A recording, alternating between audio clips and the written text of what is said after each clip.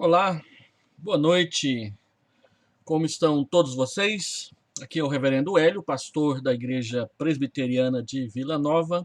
Estamos iniciando mais uma transmissão dos nossos estudos bíblicos de quarta-feira, que são preparados para os nossos grupos familiares. Nessas últimas semanas, temos estudado o Evangelho de Mateus, e especificamente o capítulo 1 e o capítulo 2, que tratam do Natal do nosso Senhor Jesus Cristo. O estudo de hoje é baseado no capítulo 2, versículo 13 a 18. É o penúltimo estudo dessa pequena série sobre o Natal que estamos trabalhando com os nossos irmãos, com você que está nos assistindo. Não deixe de dar um like no estudo, de compartilhar com os seus amigos. E se você ainda não é inscrito, nós queremos convidá-lo a se inscrever no nosso canal. Nosso desejo é chegar a 1.000 inscritos até o final do ano. Já estamos quase chegando. Estamos com 693 inscritos no nosso canal. Nosso alvo é chegar a 1.000 inscritos, se Deus assim nos permitir. Eu quero convidá-lo então a abrir a sua Bíblia no Evangelho de Mateus, capítulo 2, do versículo 13 até o versículo de número 18. Antes de lermos o texto, vamos fazer uma oração. Pai amado, Deus querido, nós entramos na tua presença pedindo que o Senhor nos conduza na meditação da palavra do Senhor. Que os ensinamentos da Bíblia a respeito do Natal, o Natal verdadeiro de nosso Senhor e Salvador Jesus Cristo, fiquem gravados na nossa mente, na nossa memória, para o nosso bem. Nós oramos em nome de Jesus. Amém. Mateus capítulo 2, versículo 13 a versículo 18, eu quero falar hoje sobre a hostilidade contra o rei, o Messias que nasceu. Tendo eles partido, os magos que vieram do Oriente, eis que apareceu um anjo do Senhor a José em sonho e disse: Dispõe-te, toma o menino e sua mãe, foge para o Egito e permanece lá até que eu te avise, porque Herodes há de procurar o menino para o matar. Dispondo-se ele, tomou de noite o menino e sua mãe e partiu para o Egito. E lá ficou até a morte de Herodes, para que se cumprisse o que fora dito pelo Senhor por intermédio do profeta: do Egito chamei o meu filho. Vendo-se iludido pelos magos, enfureceu-se Herodes grandemente e mandou matar todos os meninos de Belém e de todos os seus arredores, de 2 anos para baixo, conforme o tempo do qual com precisão se informara os magos. Então se cumpriu o que fora dito por intermédio do profeta Jeremias. Ouviu-se um clamor em Ramá, pranto, choro e grande lamento. Era Raquel chorando por seus filhos e inconsolável, porque não mais existem. A palavra de Deus para o nosso coração. Então eu quero falar sobre a hostilidade contra o rei. E quero introduzir dizendo o seguinte: o nosso caráter, ele não é identificado somente pelas amizades que construímos, mas também pelos inimigos acumulados pelo caminho. Se não fosse Hitler, o mundo não conheceria a sabedoria de Winston Churchill. Davi não se tornaria o grande rei de Israel se não tivesse vencido a Golias lá no vale de Elá, naquela batalha entre 2 homens, um jovem pequeno e um soldado experiente e bem alto, bem forte, bem grandão. Nós não somos medidos simplesmente pelas coisas boas que nos acontecem. Nós não aprendemos e não chegamos à maturidade somente usufruindo de bênçãos e de coisas boas e positivas na nossa vida.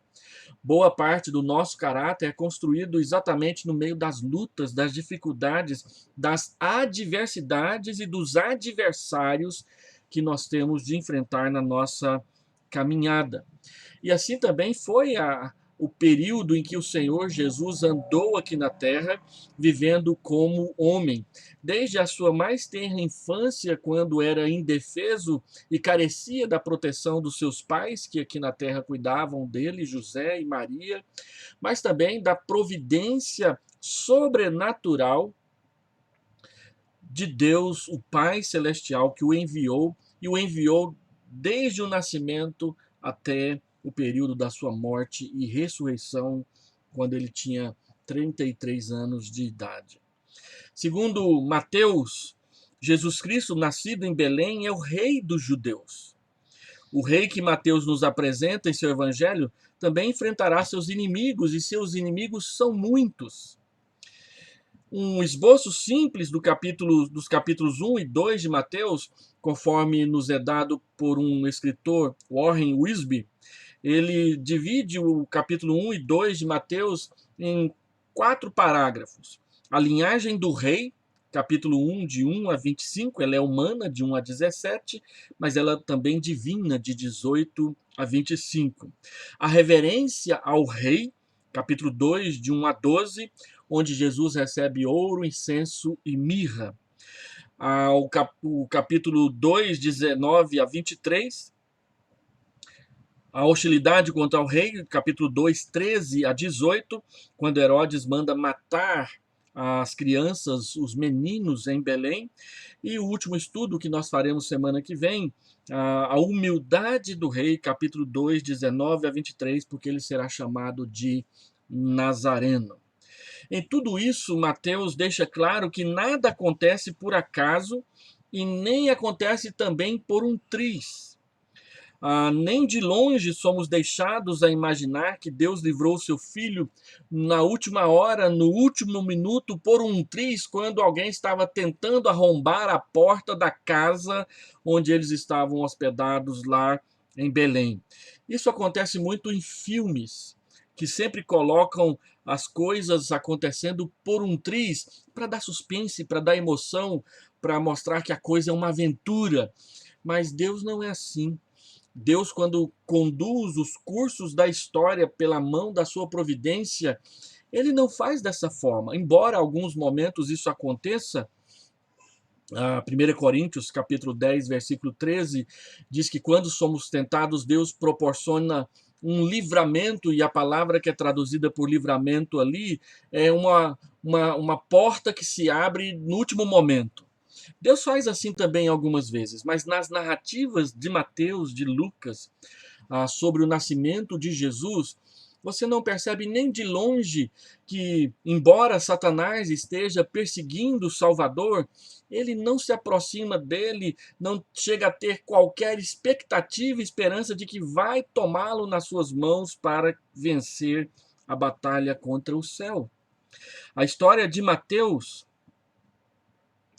Mateus deixa bem claro que as coisas não acontecem assim por um triz. A história de Mateus ela corre por outro caminho, que é o da certeza das promessas e também da verdade, da veracidade das profecias do Antigo Testamento. A hostilidade contra o rei é apresentada como um drama e como parte da providência e do plano de Deus como redentor que enviou até nós. Vejamos isso nessa breve meditação que eu preparei para essa noite, de duas maneiras. Primeiro, Deus providenciou o necessário para o seu filho se abrigar no Egito, versículo 11 até versículo 15. Nós vimos no estudo da semana passada que aqueles sábios do Oriente trouxeram ouro, incenso e mirra.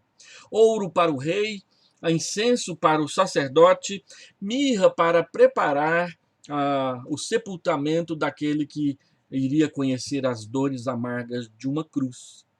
No entanto, esses tesouros, esse perfume, esse incenso e esse metal valioso, eles serviram como financiamento para o projeto de Deus. Ao levar o seu filho para o Egito, lá José não ia ter profissão, não ia ter como se sustentar, então ele tinha recebido tesouros para que ele pudesse começar a sua vida lá no Egito até que tudo ficasse seguro na Palestina, em Judá e Israel. A palavra de Deus nos mostra que o Senhor, então, providenciou todos os detalhes. Primeiro, ele deu ouro, incenso e mirra. Depois, ele avisou José novamente com antecedência, em sonho, para que ele levasse a sua família para o Egito. Olha o que o texto diz aí.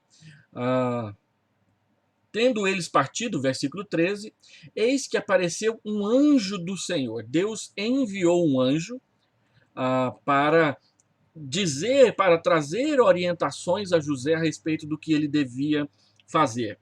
Segundo, esse anjo, ele vem e fala em sonho. Os sonhos eram um dos modos de revelação de Deus no Antigo Testamento. Deus falou com José em sonho, Deus falou com os magos do Oriente em sonho, Deus falou com Salomão, 2 Crônicas, capítulo 1, em sonho. Deus falava com José, com José por meio de sonhos. Deus usa sonhos. Nós não acreditamos que somos nós que controlamos os nossos sonhos, embora às vezes alguma coisa que você viu e te impressionou, alguma coisa que você falou numa tarde, você sonha com alguma coisa relacionada na noite seguinte. Mas não é desse tipo de sonho que nós estamos falando. Sonhos que o próprio Deus coloca na nossa mente quando estamos dormindo e que ele fala com a gente. A Bíblia diz que Deus falou de muitas formas, de muitas maneiras aos pais pelos profetas, mas nesses últimos dias ele nos tem falado em Jesus. Não podemos negar que Deus pode, e às vezes ele fala com outras pessoas em sonho, não negamos isso de forma nenhuma, mas nós cremos que a revelação prioritária de Deus é aquela que está em Jesus e que está nas Escrituras Sagradas, e que todos os outros meios revelacionais que a igreja, as pessoas possam fazer uso deles, todos eles são submissos àquilo que a própria Escritura chama de o ápice da revelação, que é Jesus Cristo, o nosso Salvador. Nesses últimos dias, diz Hebreus capítulo 1, do verso 1 ao verso 3, Deus nos falou, ele não diz que ele tem falado, mas que ele já falou no Filho.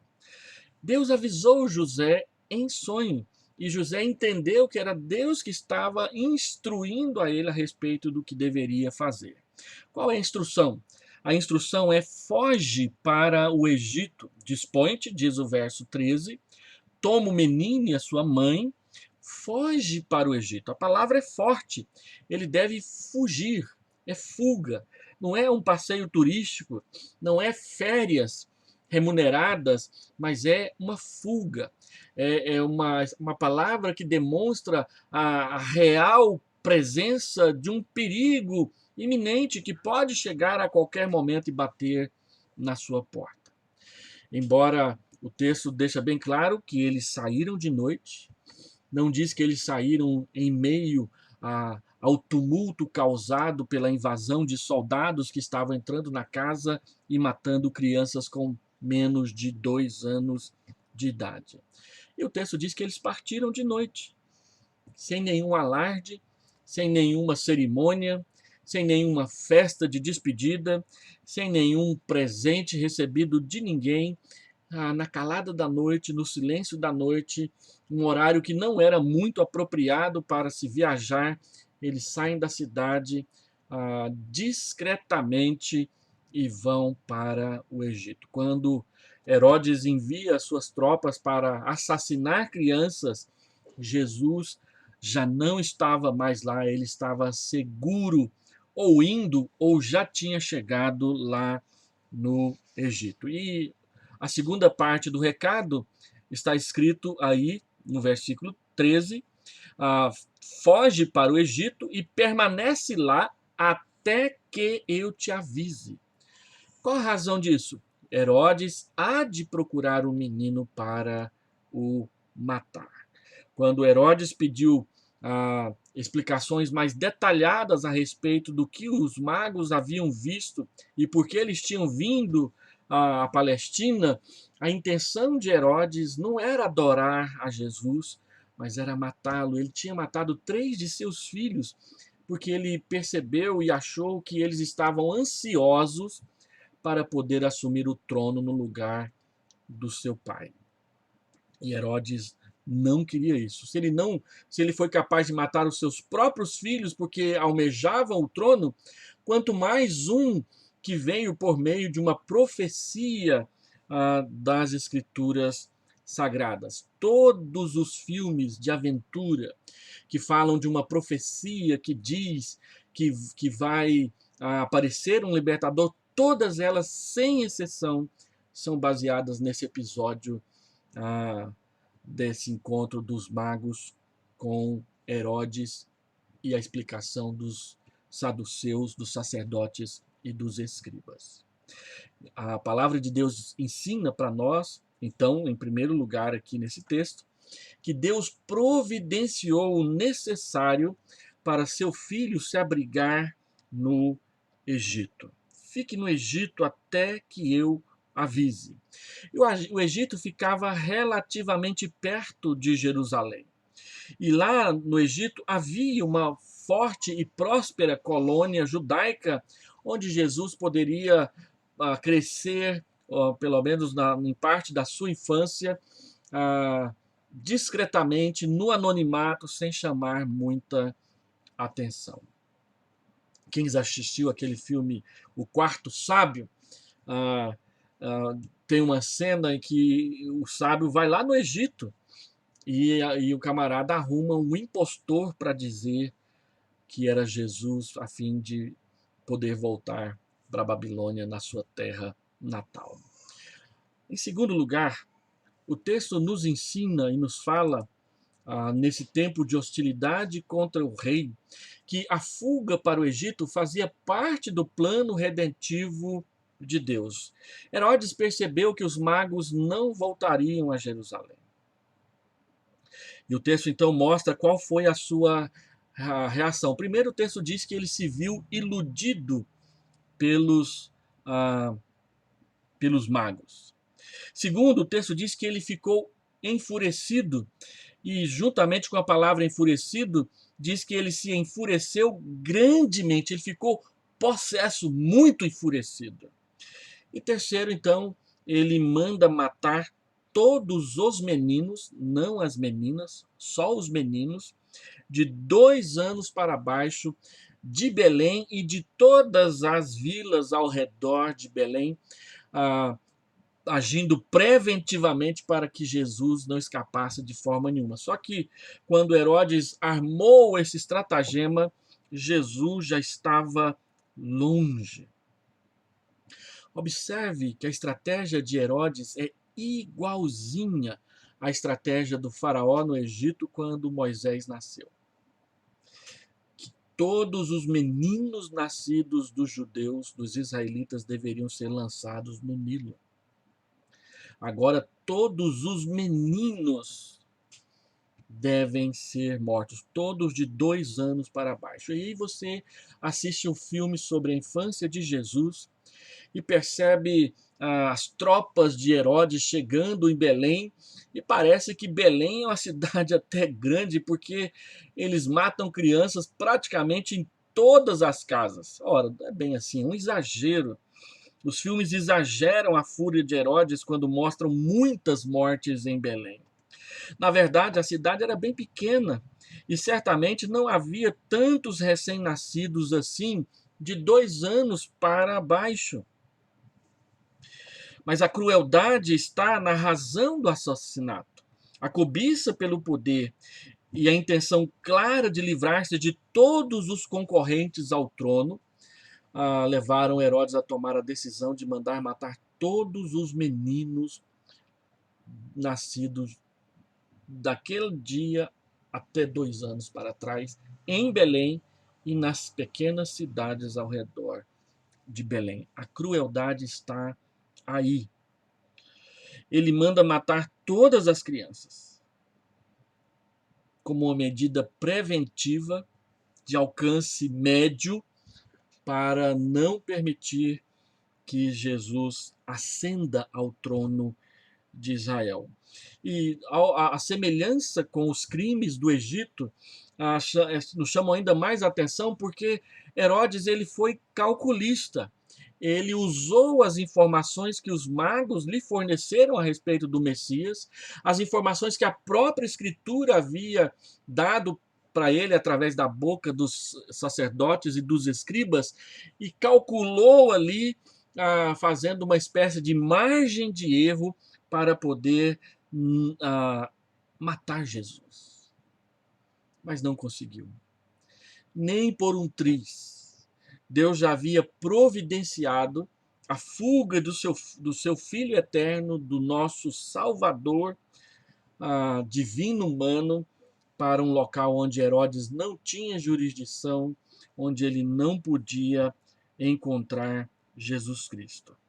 E aí o texto diz que esse episódio de Herodes e de Jesus ir para o Egito fazem parte da narrativa bíblica da nossa salvação, porque o texto diz no verso 15: e lá ficou até a morte de Herodes, para que se cumprisse o que fora dito pelo Senhor por intermédio do profeta: do Egito chamei o meu filho.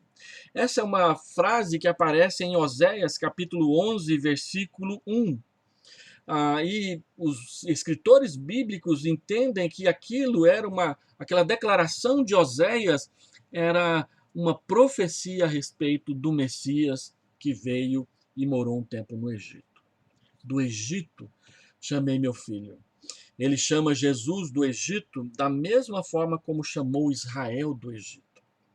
Não é que está querendo dizer que Jesus será salvo, mas que o que Jesus veio fazer tem tudo a ver com aquilo que Moisés fez quando libertou Israel do Egito.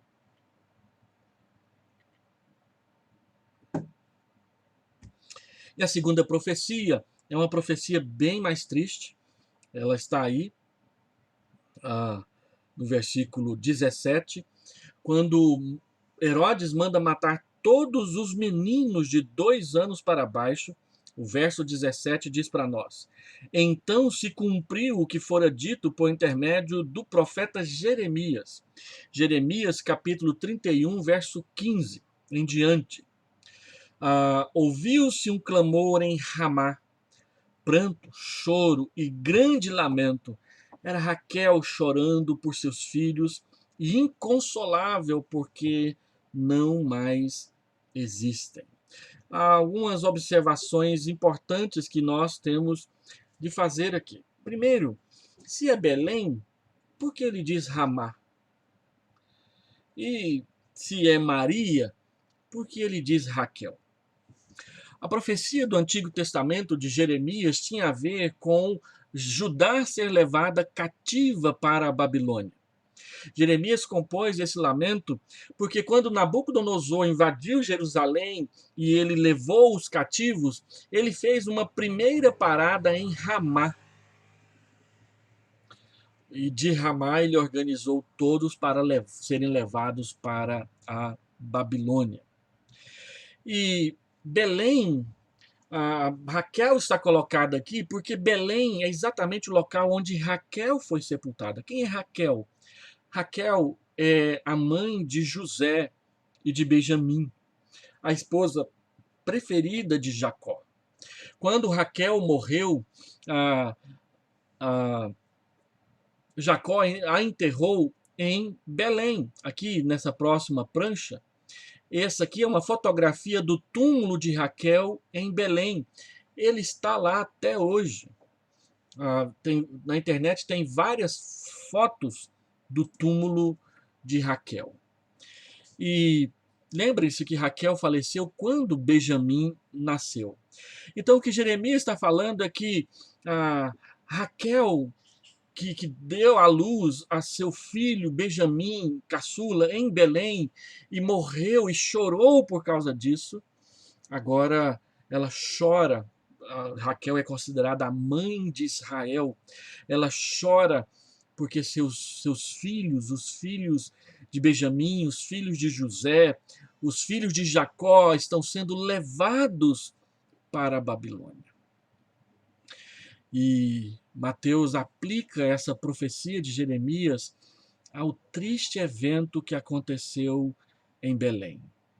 No Natal do nosso Salvador, não aconteceram apenas festividades e cânticos de anjos, de Maria, de Zacarias, de Simeão, da profetisa Ana, conforme estão narrados no Evangelho de Lucas.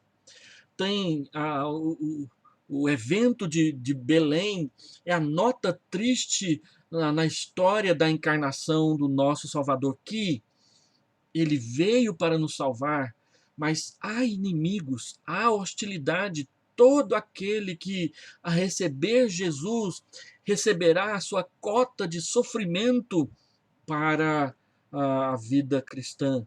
Nem tudo na vida cristã são alegrias e sorrisos.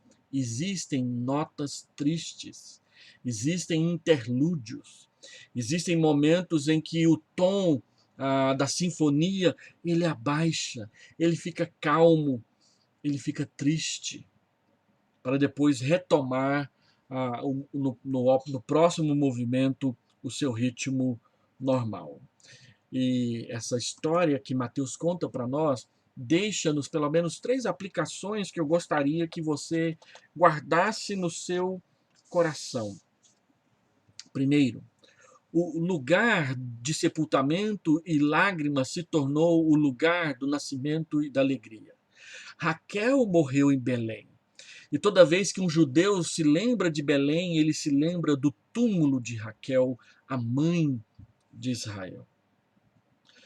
Mas o Salvador nasceu em Belém. Toda vez que um cristão se lembra de Belém, ele se lembra do nascimento do Salvador. Para nós cristãos, Belém não é uma nota triste, Belém é uma nota alegre do nascimento do nosso Salvador.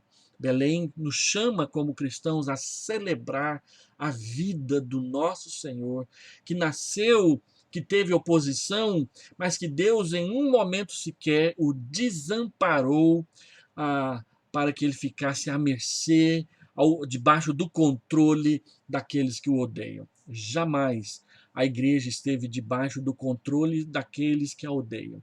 A igreja sempre esteve debaixo do controle da providência de Deus. Não se esqueça disso.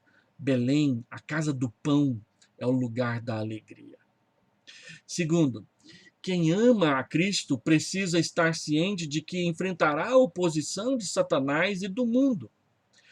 Precisamos incluir o sofrimento no discipulado, senão jamais entenderemos os propósitos da cruz. O cristianismo entende, reconhece e aceita que Deus usa o sofrimento não para nos punir, mas também para nos disciplinar e nos discipular. Disciplinar no sentido de que nos ensina a como viver de forma apropriada. Deus usa o sofrimento e a tristeza, muitas vezes, para tornar melhor o nosso coração. Um desenho animado muito, usando a palavra moderna, muito fofinho, que eu gosto de assistir, é aquele da Divertidamente. Embora ele seja atolado em teorias de Sigmund Freud a respeito de como que é a consciência e o subconsciente das pessoas, há certas coisas ali que são interessantes, e um dos momentos mais interessantes é quando finalmente a alegria percebe que ela precisa da tristeza e que a menininha ali que ela estava tentando manter sempre para cima, numa atitude positiva, cresceu quando também estava triste. E ela conta que uma vez ela jogava hóquei e eles perderam o campeonato e ela ficou triste. E quando ela estava triste, seus amigos, seus colegas de time a viram triste num canto e foram lá para buscá-la, e aí ela se alegrou. Nesse momento, a alegria entendeu que ela precisa da tristeza para brilhar. Assim, embora em Belém houve esse assassinato cruel por parte de Herodes, Deus mostra para nós que devemos estar atentos e não viver uma vida cristã despreocupada, mas saber que há adversários e nós devemos estar prontos, preparados para enfrentá-los da forma adequada. E por último, Deus é o Deus da certeza da providência, da certeza e da providência. Não é o Deus da dúvida, do medo e do suspense, muito menos do terror.